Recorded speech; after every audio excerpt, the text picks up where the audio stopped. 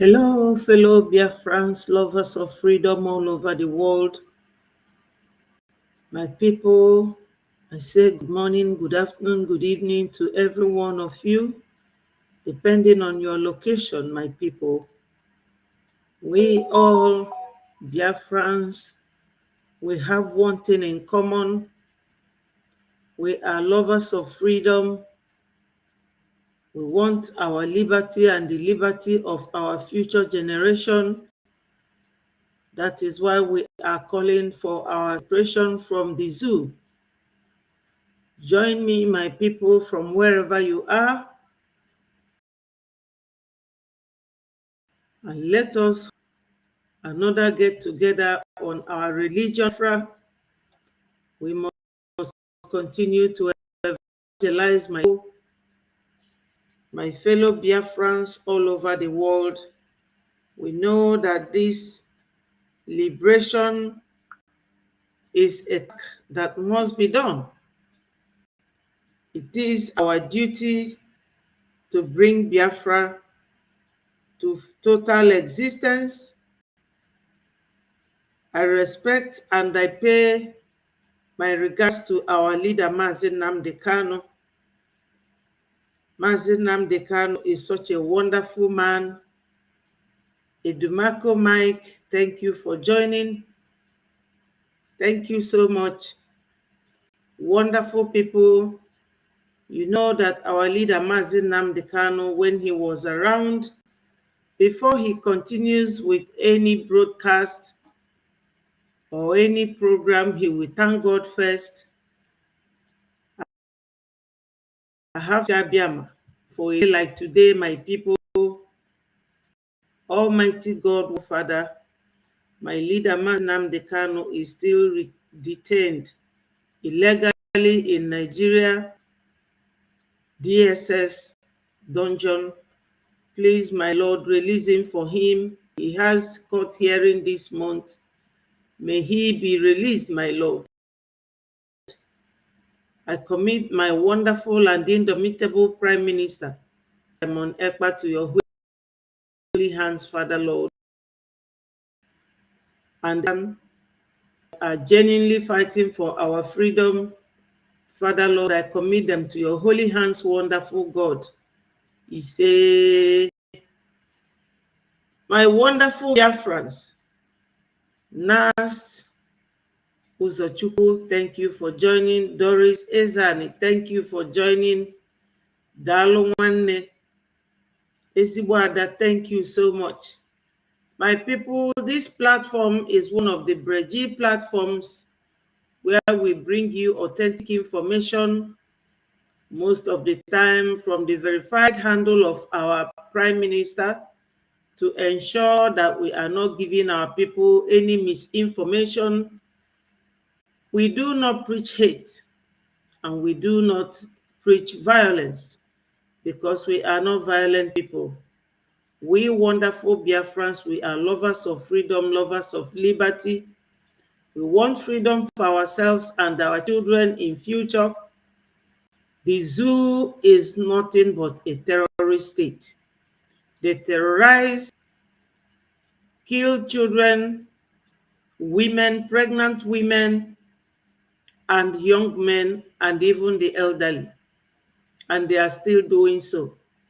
And that is the evil legacy of Usman Dan Fodio. If you watch the television, you will see him said, I will end Fodio's legacy. And that legacy is what is biting the whole Nigeria. And some of them who are so lily-livered that they cannot face their challenges are biting at us because we are the ones that are always standing out to challenge them. They brought it on 1966 through 1967, and they started the war against us. In every situation, they will be looking for someone to blame. They blamed Ojukwu, saying that Ojukwu was the one who started the war, but my people is all lies. You can see till tomorrow, Nigeria is always lying, trying to stretch their hand where they cannot reach. But my people around, we have to go, because God gave us two wonderful men. Our leader, Mazi Nnamdi Kanu, he is great, wonderful man. And God gave us another iron bender, Mazi Simon Ekpa, the antidote of Nigeria. He is not giving up, my people. So wonderful, Biafrans. We have everything to talk about. We have to let our children know that why they have been taken out of history schools is because they don't want us to know their origin. They don't want our children to know what their own father Usman Dan Fodio taught them, which they are still doing. I have a video here that I will play where the dead Buhari was boasting how he will use the police and military after us for mentioning Biafra. Who are they? Who do they think they are? To come from Sahel, originally from Saudi Arabia. They are Arabs coming to our homeland, our indigenous land, to tell us what to do in our own land. Nobody has ever challenged them. That's why they abducted Mazi Nnamdi Kanu, and they are currently seeking for every means of bringing our prime minister home. But our prime minister, Igbo people say it is Odinso Eluaka. They can never reach him. Hello, my wonderful brother, Okori Henry. Thank you for joining us. Today, my people, I have this video of our PM where he openly made it clear that he will end the Usman Dan Fodio legacy. Let's listen to him.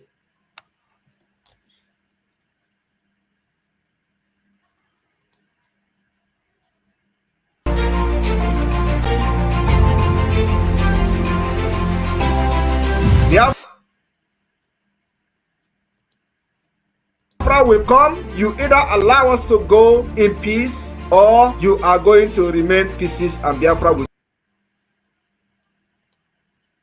still go. I come that Nigeria will end. I come that there will end the Usman Dan Fodio legacy. That legacy that every time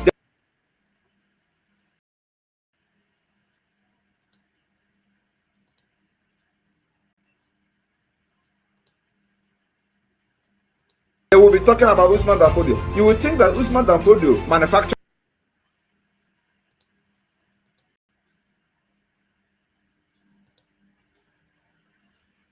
an aeroplane. You would think that Usman Dan Fodio manufactured a car or he invented one inhaler machine or something like that. No.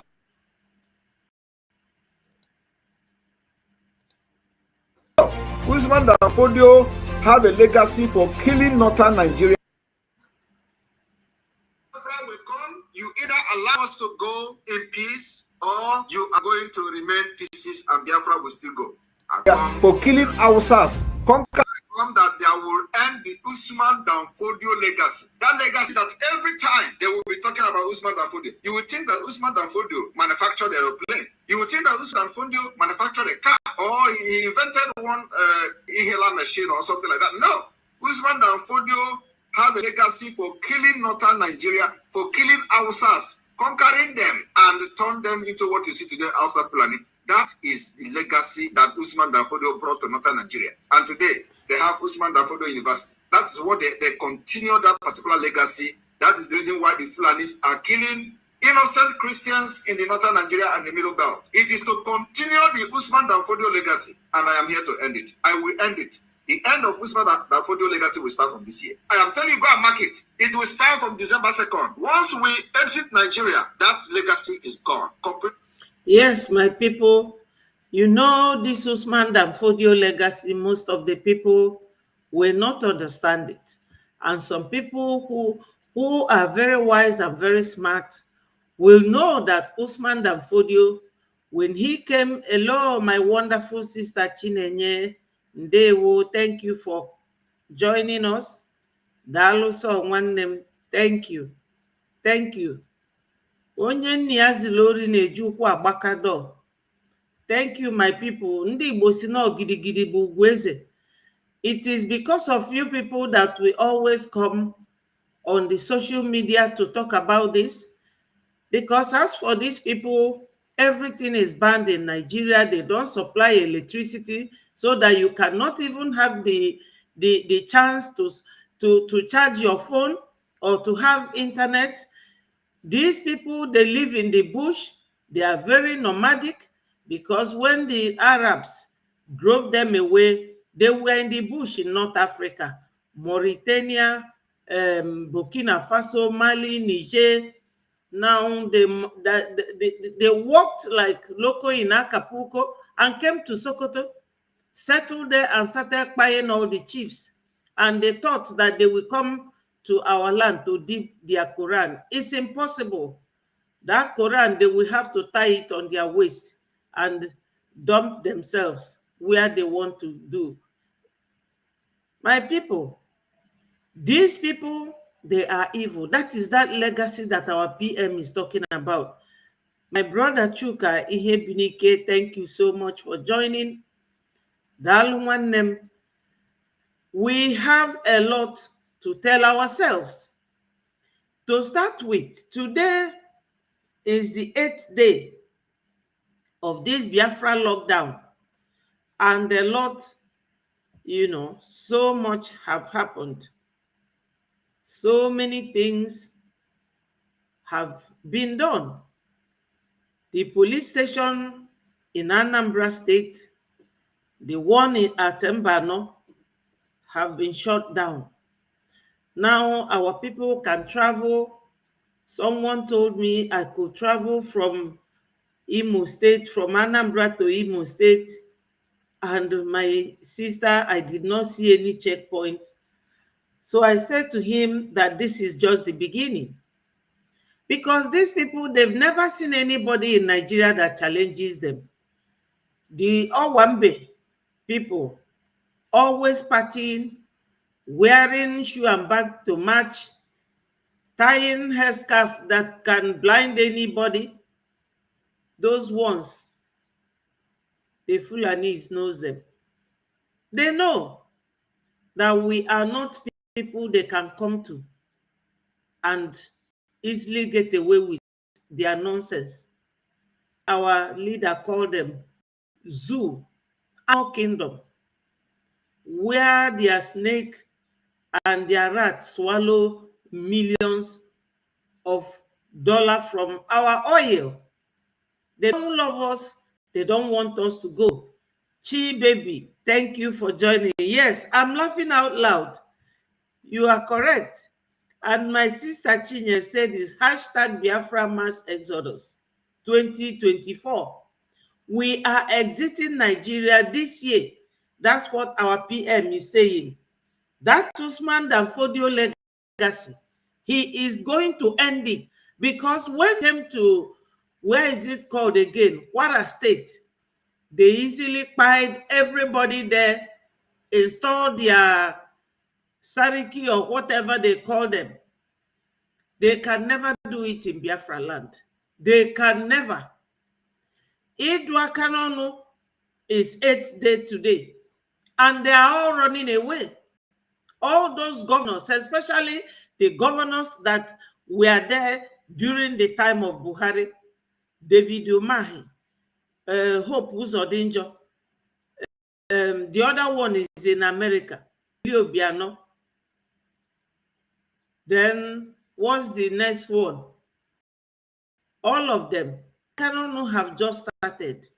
Our PM said that after these 30 days, if they did not release Mazin Nnamdi Kanu, that he will extend it to 60 days and 90 days.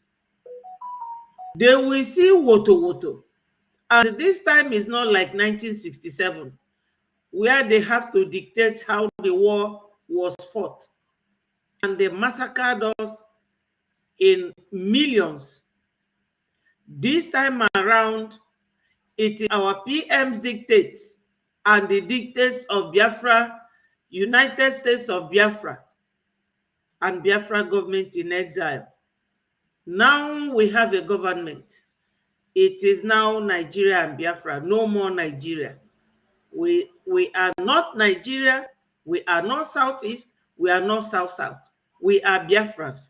So my people, let us listen to our PM. He has vowed that that legacy of using the military and police to buy our people, that he will end it. He will end it. That is one thing I love about our PM. Not just that he speaks tough, but he acts as well. He invented one inhaler machine or something like that. No. Usman Dan Fodio have a legacy for killing northern Nigeria, for killing Hausas, conquering them, and turn them into what you see today, Hausa Fulani. That is the legacy that Usman Dan Fodio brought to northern Nigeria. And hello, my wonderful sister Cordelia Ebi. Ndewo nwannem. Adoma Biafra. You're welcome. Nnamdi Ogu, thank you so much. Wonderful brother, thank you. My people, when I see you all here, it gives me a kind of joy, because our Onyendu said that we have one thing in common, and that is passionate hatred for Nigeria. Nigeria is one country that they don't obey their own law, they don't obey international law, that they even got up by themselves and joined the treaty. They don't want to obey all the rules, nothing at all. They have no human value, no value for life. Go and see what they did yesterday and day before yesterday in the north. That's what our PM is saying. That legacy that Usman Dan Fodio left, which is making them to buy people and nobody brings them.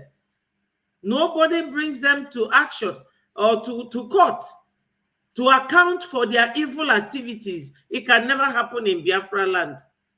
Conquering them and turn them into what you see today, Hausa Fulani.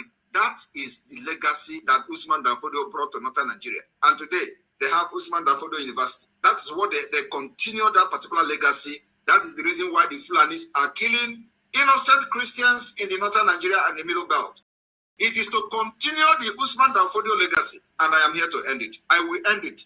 The end of Usman Dan Fodio legacy will start from this year. I am telling you, go and mark it. It will start from December 2nd. Once we exit Nigeria, that legacy is gone, completely gone, because they will not have any other place to conquer. Is it us that you are going to cross our border to come and start saying you want to conquer Biafra? We did not conquer us when we were in Nigeria. It's not going to be possible. Yes, my people. Let me tell, some of you may not have been born then, or just history that they never allowed our children to study in schools will not let some of you know that during the war, 1966 to 67, when our people were running back from the north, when they get to Benue, the Benue people will be there buying our people, fighting for one Nigeria. Today, what is happening to Benue people? Adema mukwandi Benue amumana obummana nanama. Anything you do today, think of what it is. Are you doing good or are you doing bad? Because you will anything like a fruit that you sowed. If you sow cashew nut, you will reap cashew when it germinates. If you sow pepper, when it starts growing, you will get pepper. If you sow okra on the ground, when it grows, okra is what you will get. So if you are doing good today to people, God will make you reap the same. And if you sow bad, you will also reap the same. So during that time, these people were fighting us. Today, they swipe them. Today, they buy them like flies. They will even make them dig a mass grave. Cholo fancha n'ime chuba n'ime data onunu welu egbe tudo fancha si gbagbuo fa kpochie fa aja. off they go. Do you think that these Benue people and Plateau people will support Nigeria if they start fighting again? That's why Musa went to Niger Republic. I showed you people the video the other day to beg them to come and fight for them. These people, they are animals. I'm telling you. During the time that Burkina Faso left, Niger followed suit, left France. Emmanuel Macron was asking Nigeria, in the person of the President Tinubu, to go and fight people of Niger. If not for Russia, they would have gone to fight Niger. They shamelessly sent their CDS, Musa, to go and beg the man, or the leader, or the soldier president, to give them soldiers. You know, all these things you see wearing uniform, they don't know military techniques. They can't even fight. They can't. So my people, we are winning. We have won these people hands down. It is just like clock ticking. 2nd of December, not too far from here, or Porto. My people, we have won. We have won this. Nigeria wouldn't let us go. They wouldn't let us be at peace. Throughout last week, what was trending on the news is the same Usman Dan Fodio legacy. Divide and rule. Divide and rule. On the internet, they were castigating Biafrans and Igbos. How we are bad people. This and that. And our sister, who wasn't happy hearing what she was hearing, responded, Piam, they pick up her name. They say, oh, Canada, we do this, Canada, we do that. She's married to a Canadian. That's number one. Even if they found her, because these people have to prove evidence, they will provide evidence that she said so by bringing the names of all the people on that said internet where they converged and was talking about Igbos and Biafrans, which aggravated her. She was talking out of provocation and she reacted. She wasn't talking to herself. That is one of the major Usman Dan Fodio legacies. Knocking people's head, and you people will be busy fighting yourself and will be busy stealing your oil money. Dangote is now building refinery in Lagos. Is there any oil in Lagos? There is none. This Usman Dan Fodio legacy includes the time Obasanjo went and made Apapa Wharf the only place that every Nigeria that has any shipping export or anything being shipped to them, you must go and clear it at Apapa Wharf. Because our sister then, is it not the Rakonyil, Okoji-Iweala, suggested that Port Harcourt Seaport has to be cleared so that people can go there and clear their goods, or in Calabar, and bring development all over the country. Obasanjo refused. It is still part of the legacy of Usman Dan Fodio. So when our PM is saying something like this, you begin to add the dots. You begin to add all the things together to know how these people have set us. But now they have seen that we have united the so-called Urobos, the Edo part of Biafra, the same with those in Benue State. They splitted us. Because Onyedu said that before you eat an elephant, you have to split it. That's what they did. It is all part of Usman Dan Fodio legacy. Today we are united, and that is why they're shaking and quaking. So as our PM said, that he will end the legacy of Usman Dan Fodio, My people, all these things, they have all come to an end. The only thing remaining now is to delegitimize the presence of Nigeria in Biafra land. Already some people have been wooing a prime minister to give them contract to come and build Biafra land like they said they built Saudi Arabia, Dubai, that Biafra will be better than Dubai. And our PM was telling them, calm down, calm down. Let us declare first on the 2nd of December. So my people, if you haven't got your ticket, go and get your ticket. Oh, gidi gidi bugweze. When we convert that day, the Americans are coming. Now, Nigerian airline has been banned from going to United States of America, one of their friends. Secondly, they are now fighting a British man that he wants to end the Tinubu's government. Why is it so? Because no one trusts Nigeria again. My people, what tells you that Biafra will not come? Biafra is here. Let us wait and see if this Monday we release our leader Mazi Nnamdi Kanu or not. Let us finish our PM's video. Then I will show you a video of a lady that is asking you whether Nigeria has never happened to you. And you will tie them in to know that Usman Dan Fodio's legacy, everyone is ending it. Manufacture a car, or you even to go in peace, or you are going to remain pieces and Biafra will still go.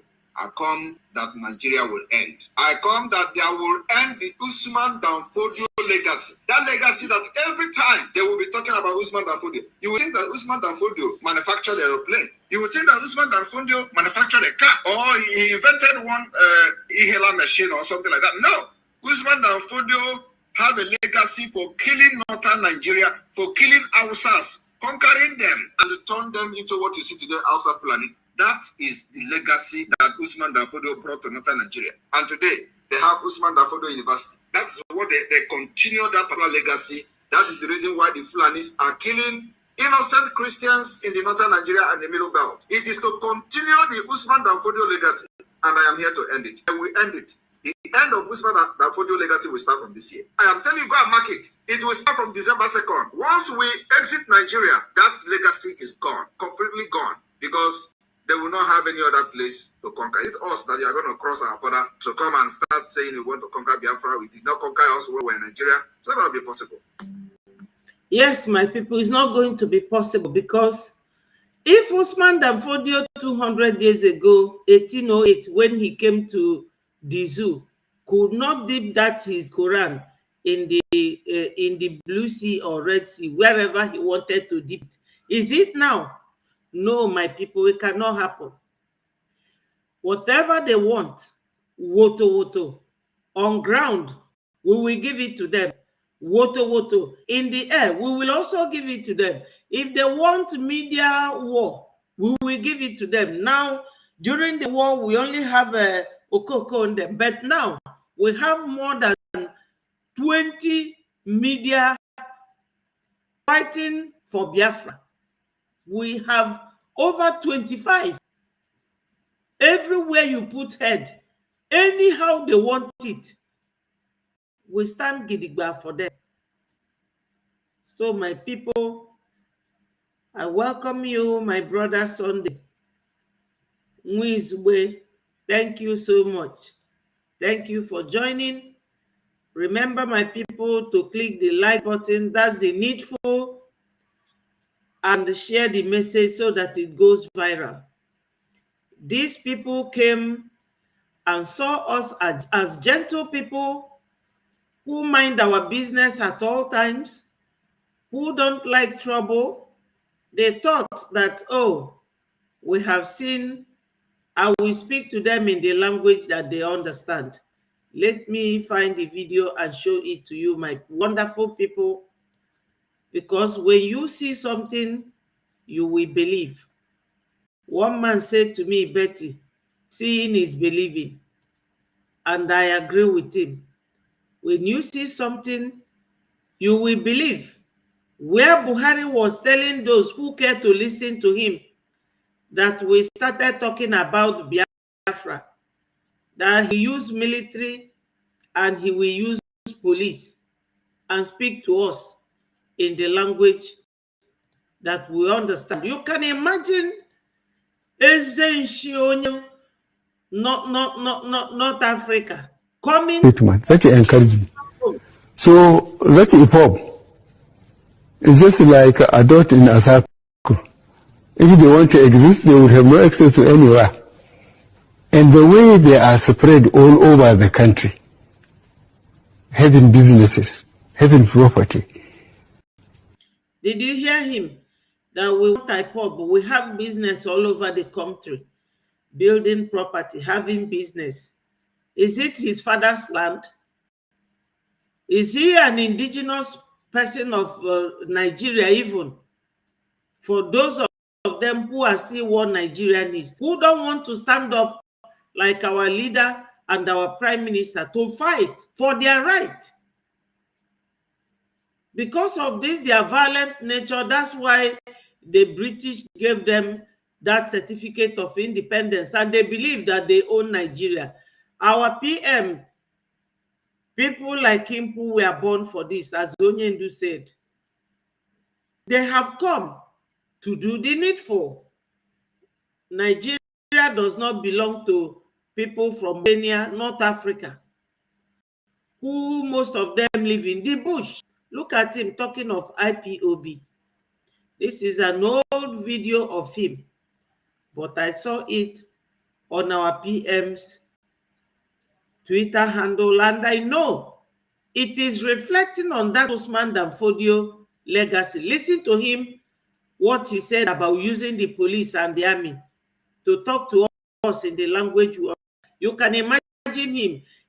He was ruling a country. He could not produce even primary or elementary schools leaving certificate, let alone secondary school.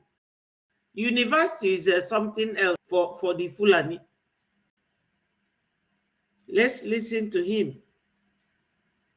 I think Ekpa doesn't know what they are talking about. In any case, we say you talk to them in the language they understand. We will organize the police and the military to pursue them. Did you hear that?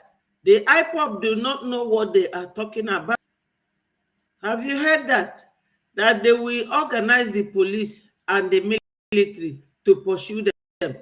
That he will speak to us in the language we understand. Let me rewind it again a little bit. They would have no access to anywhere. And the way they are spread all over the country. Did you hear that? In the way we are spread all over the country.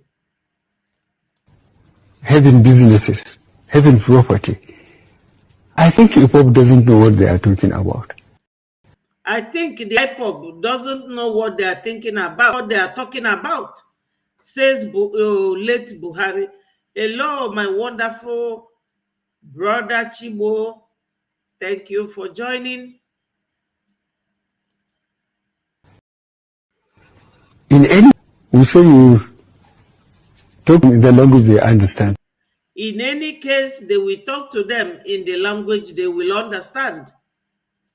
We will organize the police and the military to pursue them. We will organize the military and police to pursue them. Have you heard it? That's one of the major legacy of Usman Dan Fodio that our PM said that will end. Because that is the way Mobosi died at the age of 80. He said he was 21 years old during that 1966-67. And that before then, that Tafawa Balewa and Amadu Bello was using them to fight the people of Southwest. And that's how they got Kwara State. So my people, if anyone thinks that these people pushing is for nothing, they are real. They mean it. You know the nitty-gritty of everything I'm saying here. We need funding to support our leader, currently His Excellency, our Prime Minister, Mazi Simon Ekpa. He is the one leading us now. We need to support him. Because people, they don't hide their own. He was talking to pressmen, giving press interview to Arise News. Only God knows when, maybe 2017, because that was around the year he died. Look at it. They really mean business. For him to be telling these people this, he knows that they will put it on the internet. When they are buying people, they will put it on to scare people away. But PM stands gidigba. He's going nowhere. He said that he will end this legacy of using military and police, because what they do, they use military to bomb military tank to fight people. They use their military air force to fight us.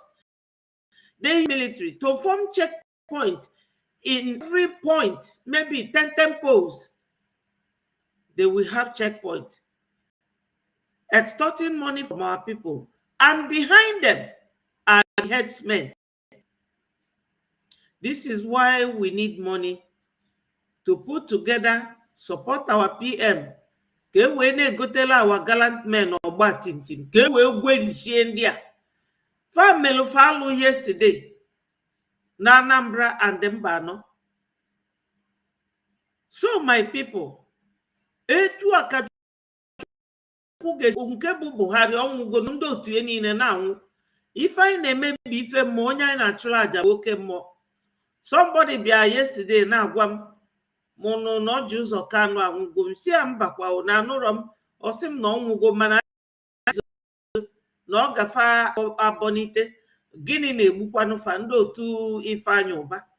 Yes, the spirit of Biafran children that these useless people hide.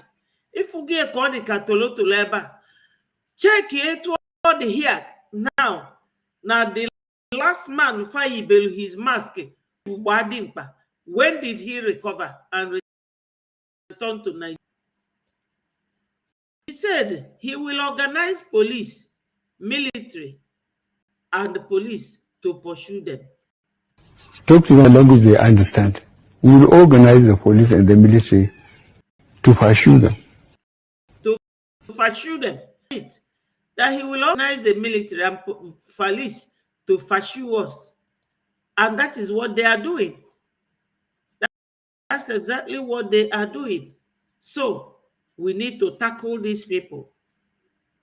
We need to tackle them. That is the whole thing we are talking about. That's what we can do. And we will do it. You see, if that is what they can do, that they will do it. That's encouragement. So that's a problem. Yes, you have all heard it. I'm not the one that said it. I'm only analyzing it, because that legacy that their forefather left for them is what they are carrying on with. And we Biafrans will have to learn how to be this fair and resilient, very strong and powerful in our opinion. We must get very opinionated in fighting for our freedom. Everything that deals with freedom is that freedom is not given, but it is taken. Because they said that since the time of John the Baptist, that the kingdom of heaven suffered violence, and by violence the men take it by force. Hello. Olga, thank you for joining. Thank you so much, my people. Remember to do the needful. Click the like button and share so that it goes viral.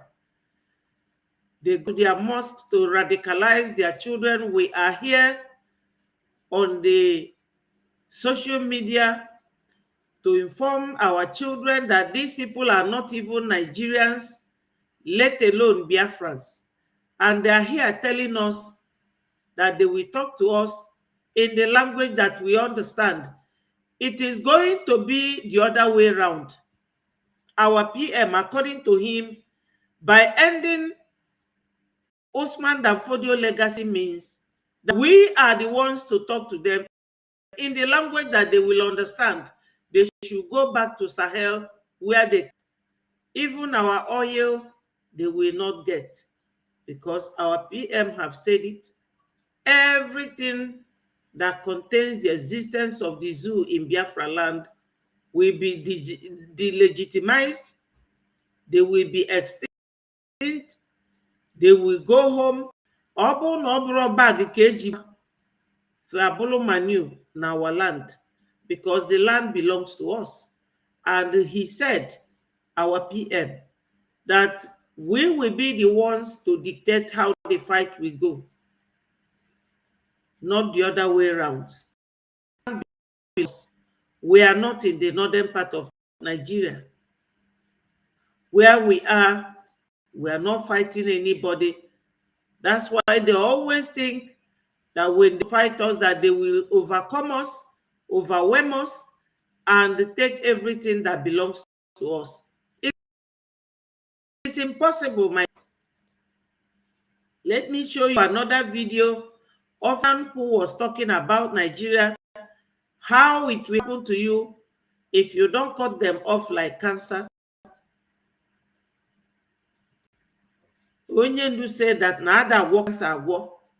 Ama, ị ga-ebepụ ya, cut onye away, or if I ga eme ndị zoo na Biafra land. Because ndị zoo dị ka nkịta, anya kafa ji anụ ife. You know? Anya ka ndị zoo ji anụ ife.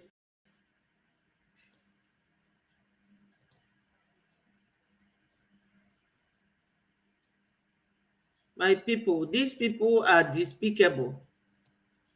History is rife with examples of countries that have successfully separated and developed economically. The USA, for instance. Sorry, my people, not this one. But let's listen to this, my people. Split from the UK in 1776, and has since grown into one of the world's leading economies. Belgium, too, separated from the Netherlands in 1930 and has thrived since then. And who can forget Singapore, who split from Malaysia in 1965, allowed it to transform into a global financial hub.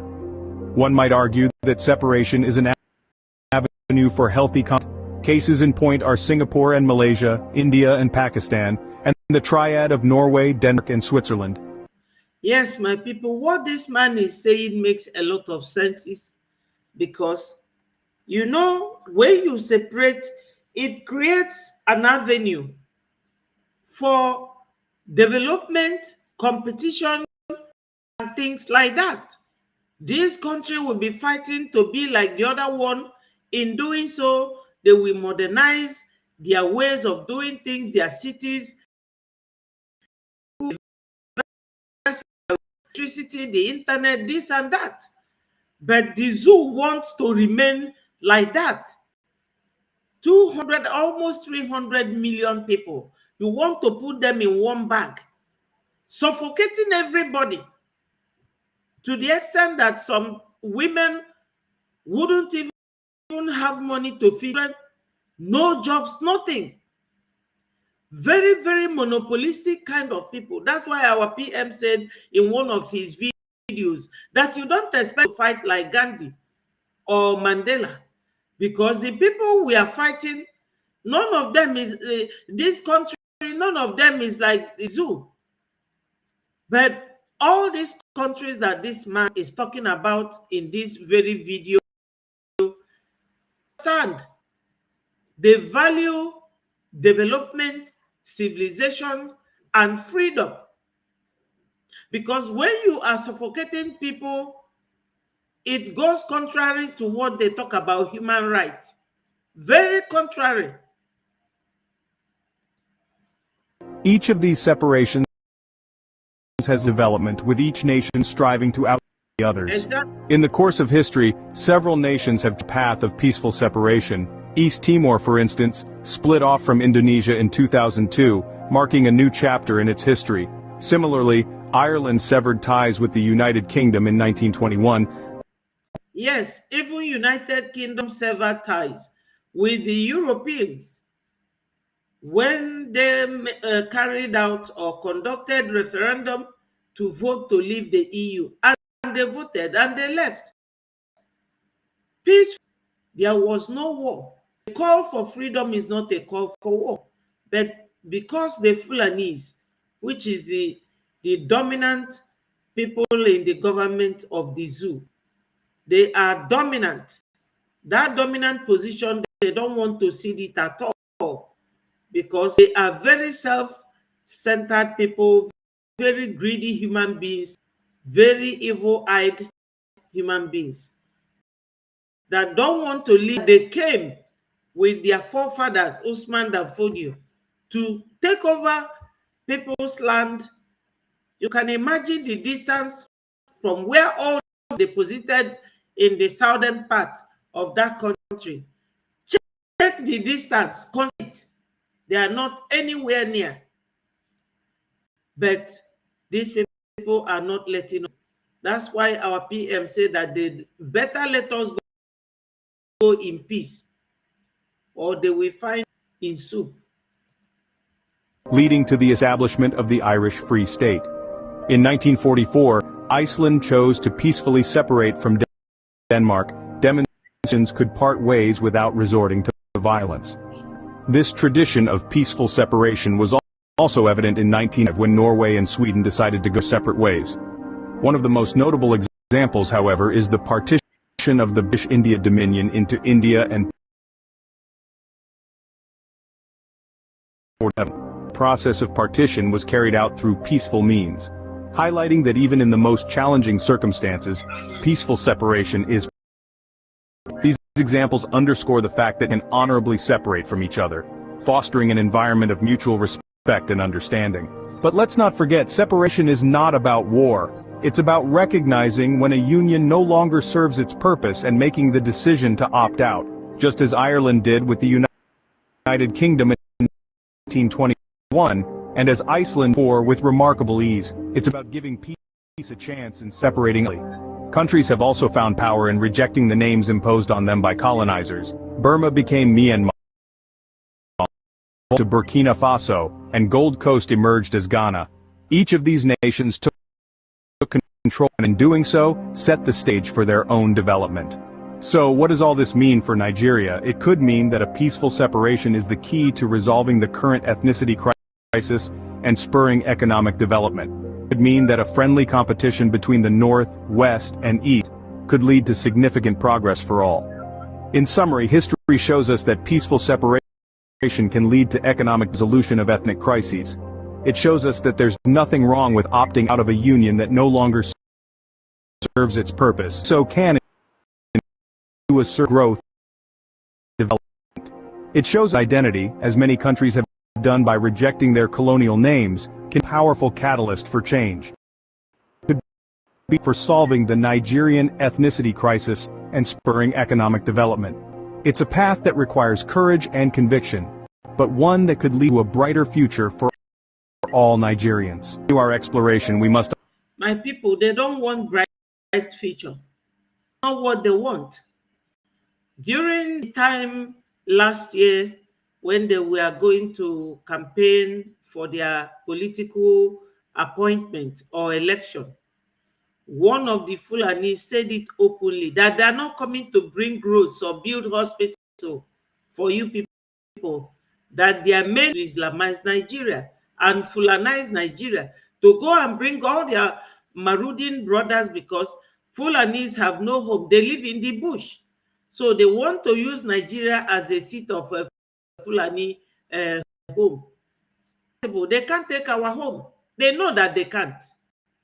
They are just trying their luck. Nigeria is not like all these countries that had a round table agreement and peaceful settlement. Hello, my wonderful brother Anthony. Thank you for joining.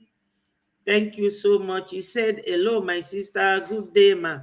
Watching from Chile. Thank you so much. I hope you are doing good. I'm all right. I thank God.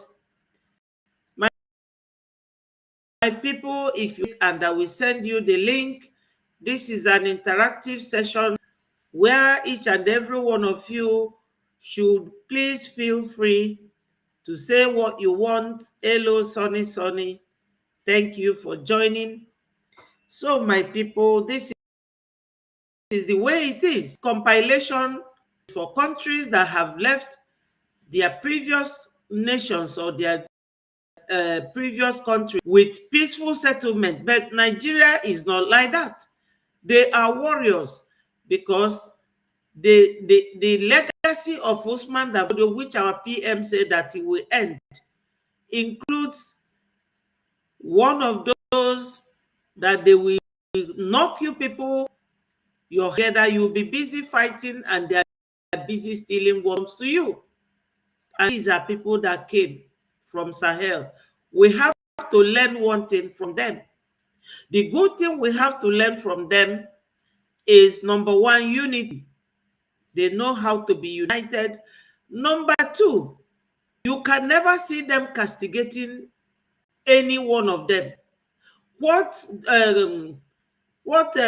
name, Gumi, is doing, if he's an Igbo man or all these one Nigerians, they will say, Gumi, you are the one causing problem in Southeast. Gumi, why are you rearing these terrorists?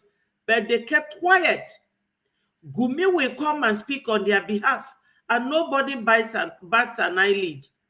Nobody will say a word.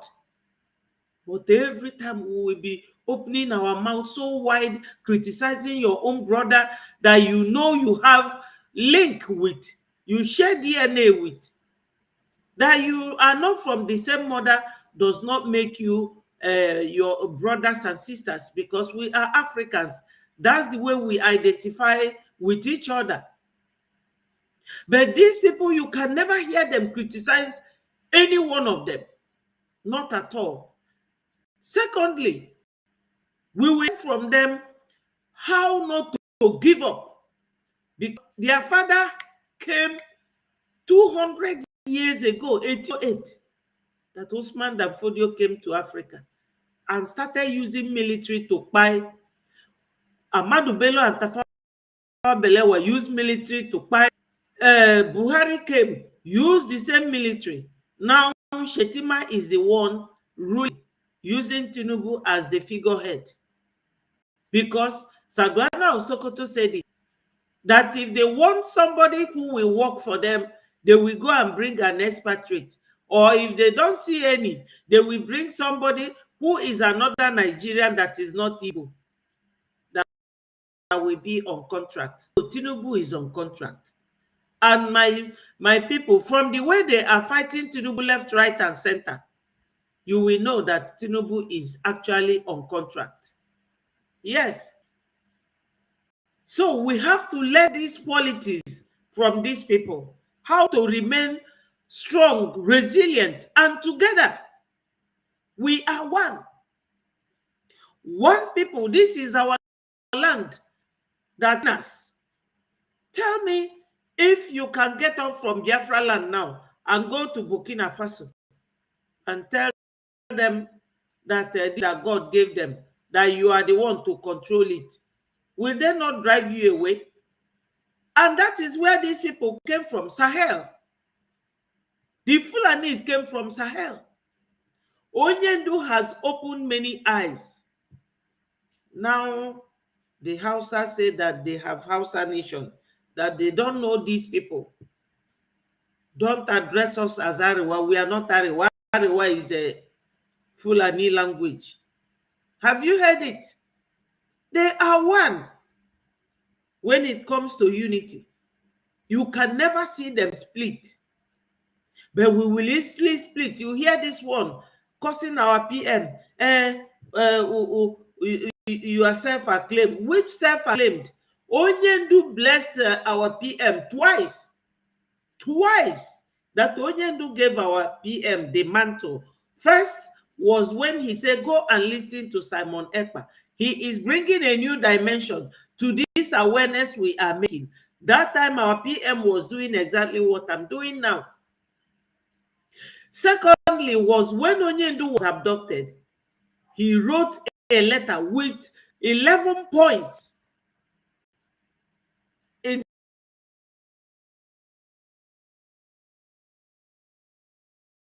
Allow him to broadcast on Radio Biafra. They refused. Do not challenge Simon in anything he's saying or doing. They kept on using the ERAT to challenge our PM.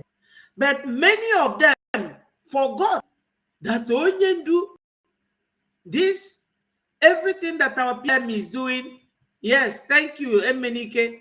Everything that our PM is doing is our own template. And for you to have government in exile,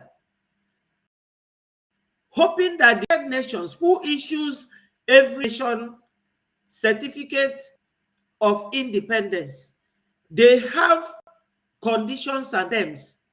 And one of them is that you will have government in exile.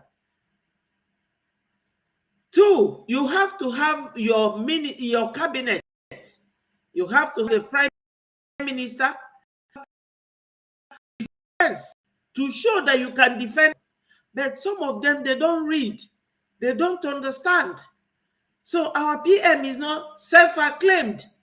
Onyendu has given him the mantle twice. So if you are hating on our prime minister, you are hating on Mazi Nnamdi Kanu. Those of you paying levies that you love Mazi Nnamdi Kanu and you hate Simon Ekpa, you are not hating Simon Ekpa, you are hating your freedom. You are hating your liberty. We need to support him. He needs our overwhelming support, financially and otherwise, our presence, broadcasting on the media, letting the world know the differences between what Nigeria does to the people that share that country with them. We never ask them to leave, even though we know that they are visitors in our land. They are the ones who are saying that we will not own our own land. Nobody carries land on their head or in their boxes, or you can cargo your land. Where is their own cargo of land from Sahel? They came and we welcome them. We allow them to be drilling and swimming in our oil money. This is the thank you they will give us, because they don't reason. Very, that's these people. I don't have the proper adjective to qualify people. Very ungrateful. Very ungrateful. They don't appreciate. So my people, we have a lot to talk about. This teaching our children a way to go. We will be teaching them to learn how to remain strong, how to remain together, how to work with brother no matter the pain. Understand that this proposition is not just a call to separation but a comprehensive plan, a clarion call for Nigeria to embark on a transformative journey. The potential benefits of separation and structuring are vast, and they include fostering lasting peace, regional autonomy, and collective prosperity. This transformative journey is about acknowledging the past, understanding the present, and shaping a better future. It's about recognizing that unity does not necessarily mean uniformity, but can also mean diversity in unity. It's understanding that separation does not necessarily mean migration, but yes, unity does not mean uniformity alone. It could mean diversity. You diversify diversify. You can agree with your brother to go your ways while liaising either in business or in any other thing for the development of each other's nation and state. But no, they don't want it. They will force you because they are very violent people, very uneducative. That's why I brought this video. Everything is not just Biafra, Biafra. We have to learn certain things and add it to our exit from Nigeria. This video is very educative, so we need to listen to them. But can also mean restructuring for better functionality. As we move forward, it's crucial for Nigeria to consider these This restructuring is like when you tell somebody, I will give you a laxative. I will give you a laxative to purge you so that you will empty your bowel. The person will be running away. And the bowel is filled with so many nyama nyama that you have been eating, which you have to empty your bowel. But Nigeria will say, no, I will carry that debt and be running around buying people. Restructure, whenever they hear it, is as if they have heard about their burial. It bites their ear. They don't want to hear that. But this guy have said to restructure. You have to restructure. It's part of it. You say you are democratic. You are a democratic system of government by mouth or by words, but you can't practicalize it. Who does that? 21st century. in unity. It's about understanding that separation does not necessarily mean disintegration, but can also mean restructuring for better functionality. As we move forward, it's crucial for Nigeria to consider these possibilities, to weigh the potential benefits against the potential drawbacks, and to make decisions. They can never do that. They don't think about all this. This is what they call Dogotranchi, long grammar. They will never do that for you. All they want is, do you want to be onye na-akpọ isi ani or you? That is the one for them. That's the one they hear and understand very well. That's why Buhari say the IFEOB. They don't. I will talk to them in the language they will understand. I will organize the police and the military and pursue them. That's the only thing they understand. That's it. That's the only language that the Fulanis understand. And our PM is giving it to them. Decisions that serve the best interests of its people. This is not just a journey for Nigeria, but a journey for everyone, a journey towards a brighter future, a journey towards a new dawn. Yes, a journey towards a new dawn. But they don't want to take on that journey. They don't. The easy thing for them is barrels of gun. Hello, Kafo. Thank you for joining. That's what they want. They don't want anything restructuring or unity. They want it all in pieces. And our PM, he promised them that he will give it to them, woto. Listen to this. Spain, Turkey, and the United Kingdom, and of course, many more on the way. We are spreading like wildfire. My fellow Biafra, it is no longer a news that the Biafra that we have all craved for many years is happening not just in our lifetime, but you are part and parcel of the liberation of Biafra, and you are part of the history. You are not going to be told the story. You are not going to be hearing the story from somewhere. It's just that you are part and parcel of this history I'm making today. And so if you find yourself in this particular midst of these history makers, you must be very, very proud. You should be proud and clap for yourself, because thank you, when Peter. Every other person were very skeptical, always suspicious of Simon Ekpa, always finding fault on other people except themselves. You stood up, picked up the courage, and trusted me. And this is where we are today.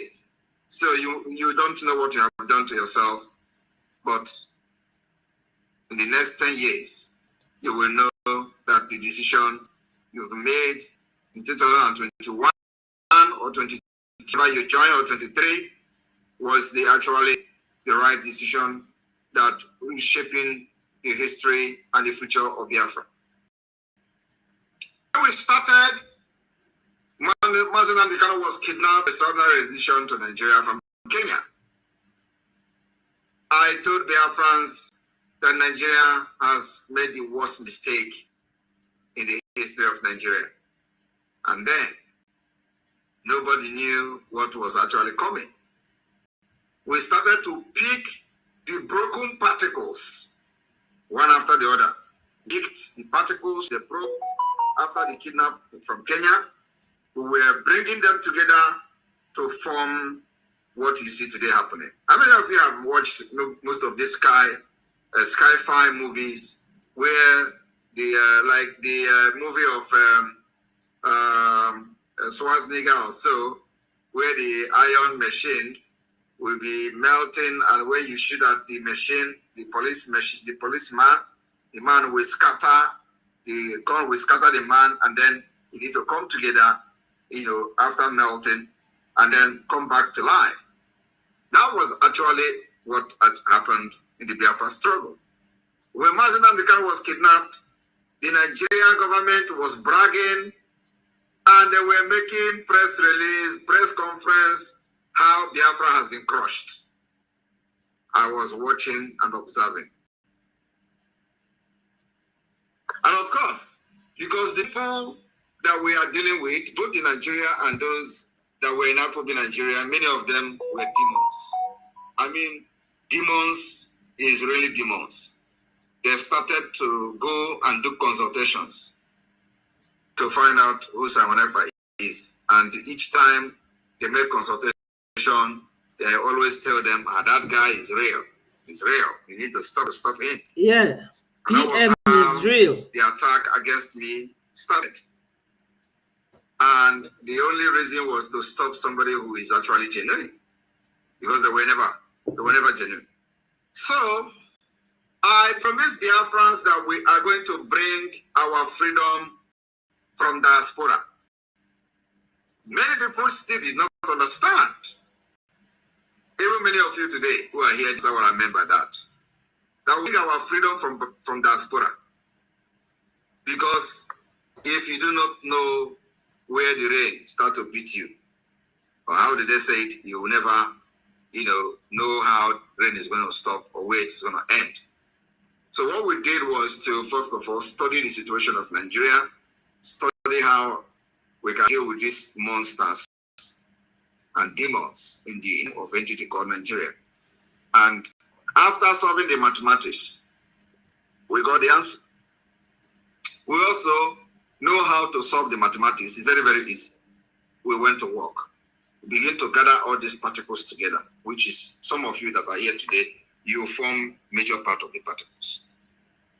So Nigeria thought that the way it was designed, that they have made everybody poor, that nobody can ever rise again to challenge the entity terrorist state called Nigeria. And the least expected place was Biafra. The least expected region that could ever rise up to fight Nigeria is Biafra.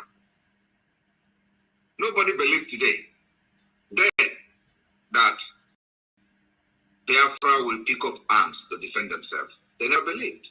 In fact, nobody believed that the situation, Nigeria thought they have actually conquered everything that, when you talk as a Biafran, they tell you about your business.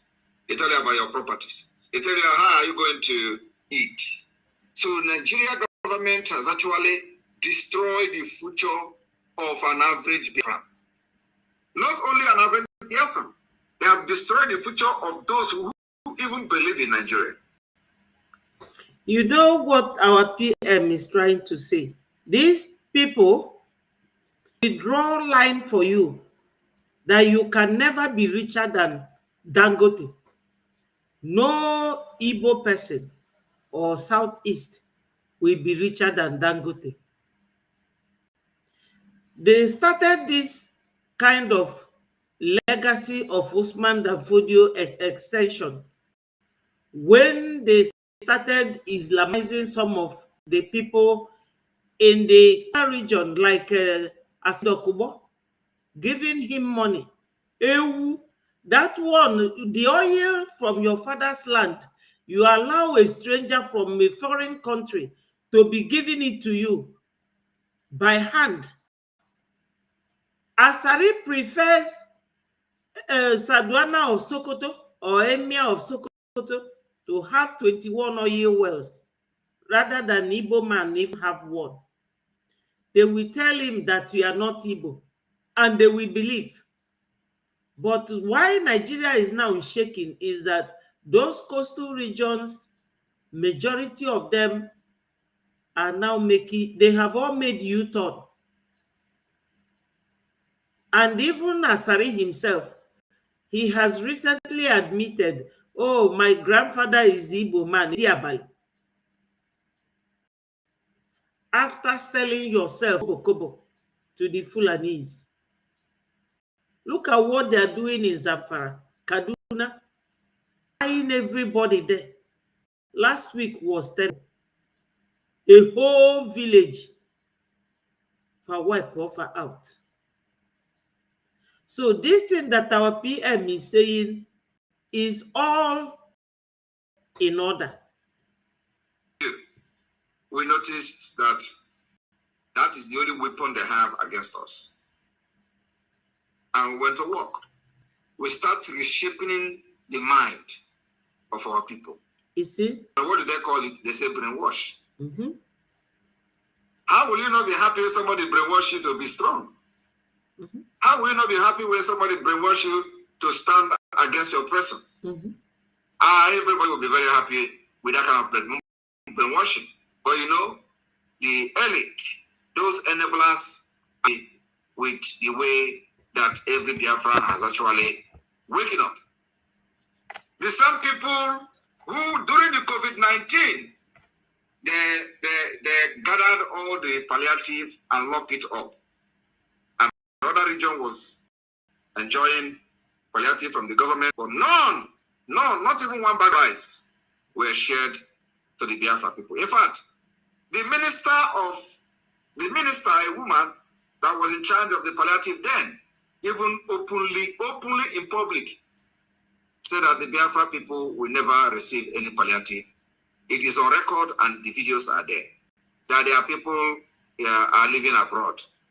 And so they receive money from their relatives. But not everybody in Biafra land have relatives abroad.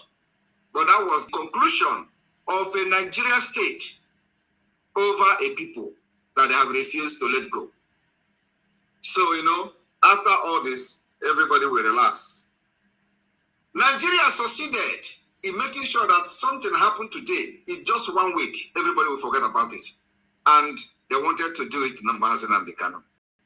After they kidnapped him, they wanted to make sure that, nobody talked about him. Mm-hmm. So after I studied this thing, I said, what we're going to do is to make sure that the kidnap of Nnamdi Kanu will make sure that those who kidnap him will never, ever leave to tell the story.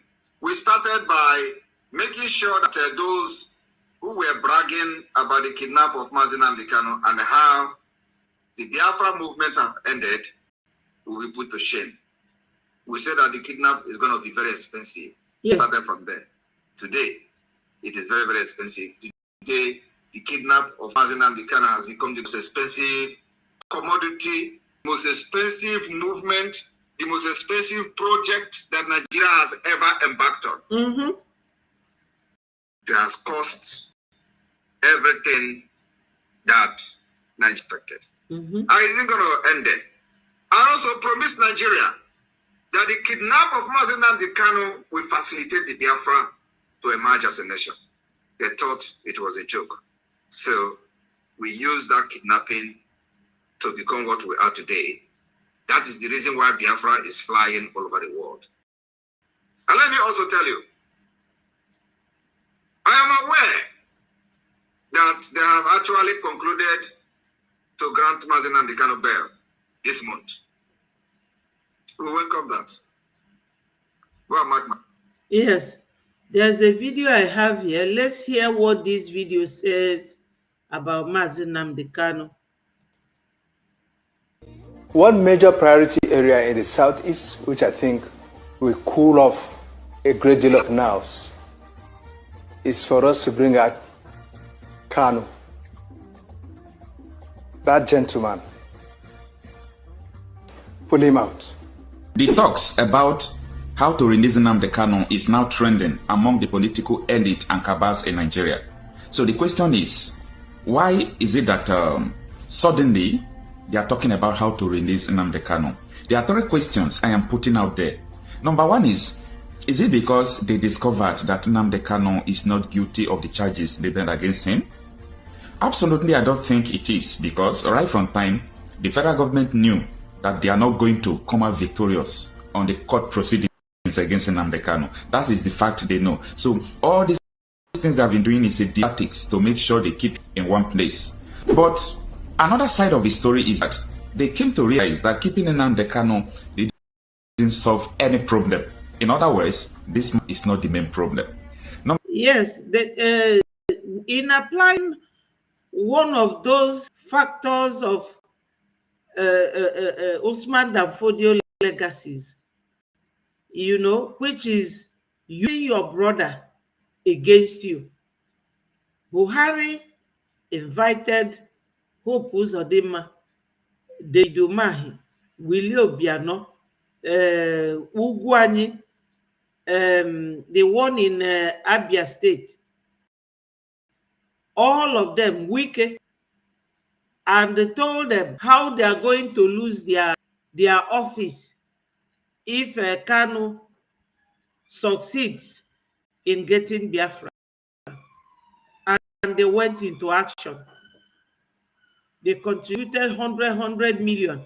You know, when they give them budget, money to build roads for the people, or hospital for the people, or water or electricity, they don't use it. They just go and mark it in their account. Nobody is asking them for accountability. So they raised the money and brought Onyendu back for the Fulani man. And the ones who were called, what's their name, Mietiala, and the rest of them, contributed a billion, or is it $1 million, and gave to Kenyan people when they heard that Onyendu was there. And all this was one of the Ejiofor, because that is that legacy of Usman Dan Fodio, using your own person against you.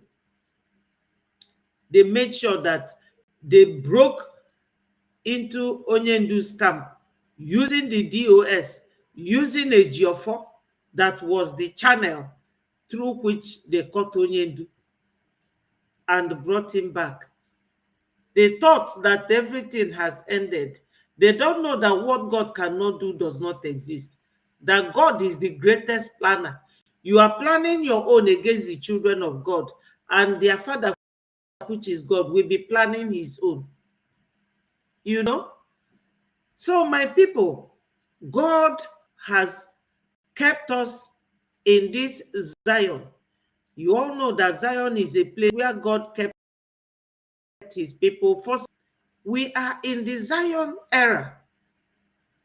During the biblical era, that's where God kept them, called Zion. So our own mountain, that Mount Zion, is Onyendu and our PN. These two men, I respect them like anything. So they thought that bringing Mazi Nnamdi Kanu back from abroad to Kenya and from Kenya to Nigeria, that they have succeeded and Biafra will not come. Look at where we are today. Look at where we are today, which makes me believe our PM that this legacy of Usman Dan Fodio, because every tactics Usman Dan Fodio used during his time to conquer places like Kwara State is exactly what they are using now. That is their own template. And this template that our PM is using is a template that it will wash that their Usman Dan Fodio legacy.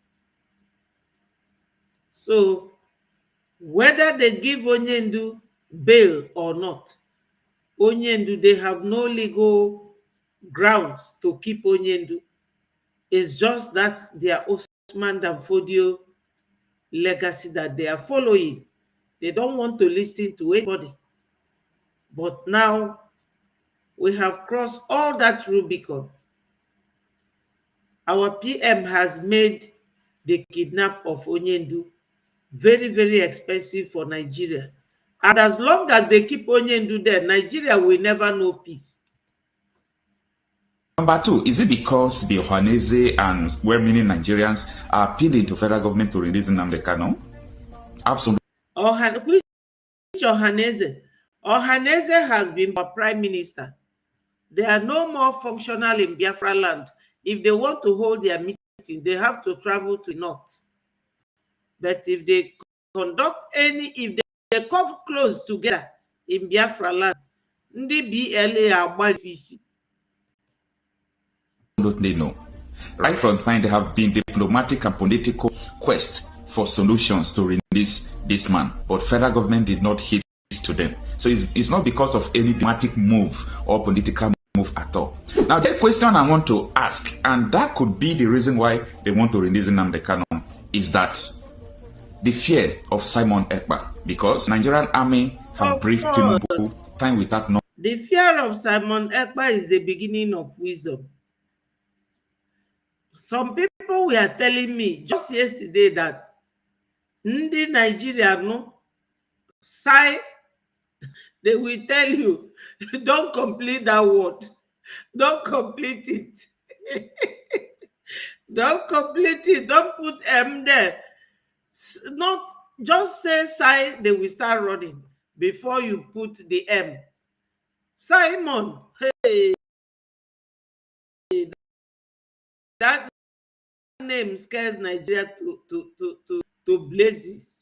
It scares them. That the problem they have now in the southeast is Simon Ekpa. Whether it is true that Simon Ekpa is the problem or not, I don't know.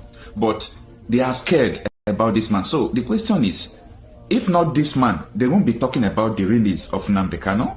I want you to take your time and watch these clips. Just take your time and watch them and think about the meaning of these clips you're about to watch. One major priority area in the southeast, which I think will cool off a great deal of nerves, is for us to bring out Kanu, that gentleman, pull him out, stop this incarceration. I know some of his pronouncements or maybe lines of actions and so on were offensive to the Nigerian state, and there was a need maybe to take certain actions. But you see, Nigeria itself is... You see, Nigerians, they have attitude. Yeah, they have one attitude. My brother is laughing at them. Emenike. Nigeria has one attitude. You say one word to them, they will be winning their pants, but they will be saying so much to you. Look at some people on the internet castigating Igbos, this and that. Once our son her mouth, they are now feeling bad. What of when Oba of Lagos said they will throw Igbos to the lagoon? Senator, wife of a president, said they will take Igbos property, drive Igbos away. So many things. Even the one they call, what's his name? Bayo Nanuga. Everything they said about the Igbos, that he owes nobody apology for hating the Igbos. Can you imagine? Because they are always opportune, aiding the Fulanis to drink our oil money. That's all. That's the only thing. And that is one of the legacies of Usman Dan Fodio. use your brother to buy you, and they buy that your brother in the end. So, my people, because our PM talked about the release of our PM, that's why I brought this video up. Let's listen to him. We welcome that. I just want to put it on notice to every Biafran. We have two goals. One is to release Mazi Nnamdi Kanu by the activities of the Biafra government. Two is the Biafra freedom and the Biafra independence. That is the main goal. It was the reason Mazi Nnamdi Kanu was kidnapped. And so, after they have released him this month, we will go to the next stage. But I'm not going to talk yet until this bill is granted. I am also aware that I have even planned that the people that are going to come as a shorty after the bill has been granted this month will all be Northerners. I know that maybe after this now they're going to change it, but I don't want to talk much, so that not to, influence anything. But we are very, very much aware of what has been agreed on, and we are going to be waiting very patiently for that. So Biafra must be on standby. Once he is released, one of our objectives has been achieved. And then we go to the next one. And I believe you know what it means. So my fellow Biafran, today we have decided that the delegitimization of the Nigeria terrorist state within Biafra land will be taken to the next level. And that's why today we are locking down the Nigerian institutions in Biafra land, because it is this institution that generate money, they generate fund to fund the terrorism against our people. So we are fighting the source of the income of Nigeria. Not only that, if we are now an independent state, we are going to place sanctions on Nigeria. We impose economic sanction. And because we are not yet an independent state, we have to now figure out how to navigate this particular complex situation. Now we have navigated it. We have figured out how to impose the sanctions on Nigeria within Biafra land. And that sanction is the lockdown of every Nigerian institution for 30 days. Today is the 5th day. After these 30 days, and maybe they still did not release Mazi Nnamdi Kanu on this particular September hearing, we will extend the lockdown of the Nigerian institution for 60 days. After 60 days, we will extend it to 90 days. I am telling you the fact. And this is going to continue until we will make sure that no office of Nigeria will be very, very opening in Biafra land. They will stay and they will be scared of staying in Biafra territory. That's our target, because you can never allow a terrorist state to breed. No. Yes, everybody is scared of them, but Americans have banned them from bringing their aircraft to US, United States of America. This is the beginning of the end of that zoo. Hello, Oche Candidus. Thank you for joining us. Remember to click the like button. I suppose others must have done likewise. Make your comments respectfully and ask for the link to join me on the studio if you so wish. Anyone, please, my people, join me and make your own contributions. We do not want to let them breathe even 1 minute, because 1 minute of breathing will bring arms to kill our people. So we will never allow them to breathe in Biafra land. So after these 30 days, we will give them maybe 1 week break, and we'll come again for 2 months. And let me tell you, we still have a long way to go. 25 days is still remaining from the 30 days. 25. You know, those who think they have violated this particular order by the Biafra government will have themselves to blame. I am telling you the fact. So we will make sure that the delegitimization of Nigeria will continue to enter new dimension at every stage and every point in time. This stage 1 is this 30 days, and this will continue until we go to November, when our convention will start on the 29th of November in Finland. And of course, by then, you don't need to know, I don't need to tell you what will be happening in Nigeria. Because you know now they have seen the green light and they're running up and down, consulting with the European Union, consulting with whatever they are consulting with, and all that. They even agreed and have paid one country heavily to hack into my account. And the country actually collected the money to hack. Yes, they are paying country to hack into somebody who lives abroad's account. Gumi is there rearing terrorists. They just conducted a 10 days protest. What is the outcome? Have they done for these whole people what they were demanding for? The answer is no. That is it. They said that charity begins at home, but with Nigeria, charity begins abroad. That's what they do. Asking for somebody's phone to hack, paying another country to hack our PM's Twitter account, email account, and his phone. Then when they hack, even if you hack it and give them, they won't know how to use it. An oil producing country, they don't have a very powerful currency. Naira is so cheap, so well devalued, the cheapest, even worse than Somali currency. The oil money, they have been swimming in our oil since 1958 till date. What have they done with the oil money? Igbo man is not the president, is not the vice. What are they doing? Why are they falling like a catapult from here to there?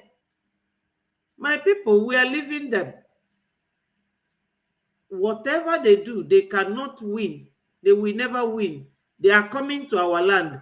And my phone to hack my ex account, to hack my email, and I tell them that I am in Finland, a nation of innovation and technology. Yes. If you can hack my phone and hack my email and hack my ex account, then I know that Nigeria have actually done very well. That will never happen.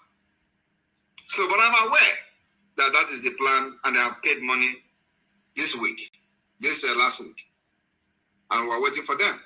So my fellow Biafrans, we are going. I just want to encourage all of you, stay very strong, do not panic. We have beaten Nigeria hands down. Nigeria can never rise again. And just like the pronouncement has been given, Nigeria is nosediving and have nosedived. Nigeria is a collapsed country, is a failed state. It has met every requirement as a failed state. I don't understand whether many of us actually know what failed state is all about. There are requirements that, the category where you categorize, a state, and the state will become a failed state. Nigeria has met all these requirements as a failed state. Mm-hmm. They are now unable to solve their political and economic problem and crisis. Not at all. And the Biafran government is providing a solution to that. I am very, very happy that many of you that are here today are not just participants in what we are doing, but many of you are deep-rooted and have come to see and hear first-hand information about what the Biafran government is doing and what we are intending, we are doing it. So you can also tell others. I'm happy that the United Kingdom, for example, had a workshop the other day where they were teaching about the IOU, where they were teaching about the ID card and all that. That means that you are not just a follow. You are also, into the government and knows what is going on. And that's exactly the way it should be. Those who are not yet conversant with what we are doing, you teach them. You tell them, you explain to them. When they have the question, you explain and answer their questions. So it is a government of the people, by the people, and for the people. Exactly. We will protect every Biafran anywhere in the world, irrespective of whether you have tied my name as dragging it in the street of Italy and other part of Europe. It doesn't matter, because I know those things doesn't touch me. You are just being ignorant of who is Simon Ekpa and they were misbehaving. So many people who were doing incantation with my name and all that, we even gave them followers in their platforms. When they on their platform, we created and asked people to go and follow them. Biafra went and followed them. So if they have succeeded in silencing Simon Ekpa today, where would they be? What is going to be there? They will just realize that, we did not know, we would have just allowed that guy. But the point is that, I came to this struggle. Yes. Prepared. I came to this struggle. When I mean prepared, I came prepared. Yes. And it's just that many people don't know. If you think you can bring Simon Ekpa down, you waste your time. You just disgrace yourself, and Simon Ekpa will continue to stand very strong. Yes, anybody in this struggle, I said it before and I will repeat it again, who is hating on our PM doesn't like Mazi Nnamdi Kanu. Because as I said earlier on, Onyendu baptized our PM twice. He gave him the mantle twice. Number one, first was when he said we should go and listen to Simon, that he is bringing a new dimension. The second time was when Onyendu was kidnapped. He wrote a letter, gave to the DOS to allow Simon to go and broadcast in Radio Biafra, and they refused. He warned them, do not interfere with what Simon is doing. Since our PM took over the legal fees of Onyendu and all the changes were made, don't you see that during the time of Ejimako is better than the time of Ifeanyi Ejiofor? Onyendu sacked Ejimako, or sacked Ifeanyi Ejiofor, I mean to say, I beg your pardon. And Ejimako now brings Onyendu out. And even Onyendu complained, even though he was complaining of having lumps underneath his arms due to some pain that he's having in his body, and they are not letting him to have access to medical treatment. But Onyendu was still smiling to the interviewers during the court hearing, showing the wide gap, the difference between our PM's administration and that of DOS. During that first week of Onyendu's abduction, you see the way they were sacking people, all the people that they don't want, to make them account for what they did. They started sacking everybody. Even one night like this, we were with our PM, listening to him, nearly badging and started crying, telling our PM what the DOS were doing. Even when he started battling with Van over Nelly, our PM told Van to take it easy because you don't know how he is. Our PM works in a mysterious way. You can never know what he's about to do with you until he finishes you off. He promised Ejiofor that he will see your end to this struggle. Even the DOS, where are they today? Nowhere to be found. So my people, anything anybody is telling you who doesn't like our PM does not mean their support for Onyendu, because Onyendu doesn't play with our PM. He knows his ability. He knows what he can do. That our PM is very, very competent. His administrative qualities is second to none. That's why the American lobbyist, Elias, said that our PM have by having liaison office all over the world. All over the world. There is no country you go today without seeing Biafra liaison office there. So if you're in Biafra, you traveled on a holiday, anything happens to you, just like he instructed Canadian Biafran liaison office to follow suit on that lady's case. My people, this leadership of our PM is 1 in a million of freedom fighters. Our PM is ruling Biafra like a nation that is already independent. He takes care of every situation as long as you are a Biafran. That is one good quality that works very bad with Nigeria. The way our PM has trained us, this sit at home, we can fight any battle. We can, because he has made us tough, tougher than we were. I told you people that all these countries are leaving Nigeria with style. Now they have made an allegation that the British man is fighting to bring Tinubu's government down. Let me play this video to confirm what I'm saying. Perhaps one of the stories we've been following for you, apart from the arraignment of about 10 persons in relation to the End Bad Governance protests, is also the story coming from the Nigerian police, where the police force today declared a British national, Andrew Wine, and then Lucky Obiyan, wanted for allegedly plotting to overthrow the democratically elected government of President Bola Tinubu. At a press conference today now. Look at this one, democratically elected, all lies. Biafra Unite said that he used to call them gutter media. Is that not what they are? How can you call Tinubu democratically elected? Who elected him? Hello, great the great. All hail Biafra. Who elected Tinubu? But that is not my case. But that goes to show the world how Nigeria, they lie, they are corrupt, they steal money, they can't manage their economy. That's why our PM called them a failed state. Tinubu stole Peter Obi's mandate, and he's here calling him elected democratic. Who elected him? He bribed 5 judges when Obi went to court. And a man like this will not get his records correctly.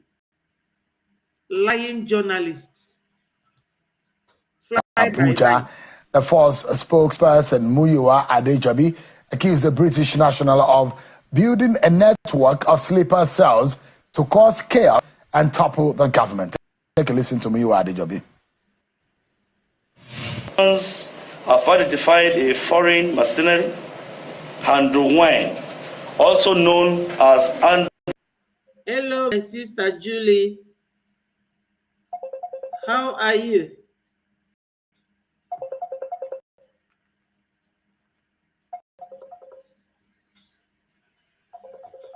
Oh my God.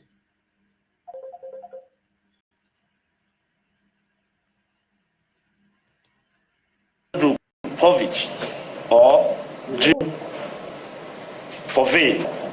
The man has many identities. A British national who built a network of sleeper cells to topple the government and plunge the nation into chaos. He rented a space at the Labour House in Abuja for an Iva Valley bookshop and established Stars of Nation schools as a cover for his subversive activities. Documentary evidence and confessions revealed that Andrew Wine issued directives, monitored progress, and provided finance and operational guidance to achieve all constitutional regime change. I am not aware that I am a fugitive. I am not aware that I am running away from the law. I've been visiting Nigeria for 25 years. I've had a bookshop in the NLC offices right in the centre of Abuja for 7 years. And of course, the security forces have paid no interest in me. I only have one nationality. I've only ever had one nationality. And the name on my passport is Andrew Wynne, and I operate with a nickname. I mean, I think really it started as differentiating, in a sense, the broadly political work I do with the bookshop. I am more than happy to talk to the police. I'm more than happy to have a discussion on WhatsApp, on Zoom. I'm more than happy to go to London and meet with officials from the Nigerian High Commission. If they want to start the conversation, then I think that is more than adequate. There were questions that we asked him, pretty much a lengthy conversation that you need to watch and learn what is on the mind of this 70-year-old who is also married to a Nigerian. The woman is also speaking with China's television, and earlier today, he told China's television that he fled his home after the Nigerian police or the authorities raided the bookshop located on the premises of the Nigerian Labour House. And the woman is saying there are more reasons behind the reasons why his husband... Yes, my people, you know what all this is trying to say is how this British guy is plotting to bring Tinubu's government down. But whatever happens, it will go to show you people that both America, that has now banned any airline from Nigeria coming to America, and a British man being accused of trying to bring Tinubu's government, that will go to show you that all these people are leaving them. And when it happens, what does it mean? Biafra will have a lot of country to recognize them. My people, is getting to 2 hours now. I always tell you people that I won't be making my video so long. The very good news is that Biafra is coming. Make sure that you buy your ticket. Julie, I'm sure you will be there. Great the Great, try and buy your ticket to Finland from 29th of November to 2nd of December. All hail Biafra. My people, I love you all, and I will always bring you updates what is going on currently. I love you from here, and I say, all hail Biafra, peace, progress, unity, and equity. Thank you. Bye.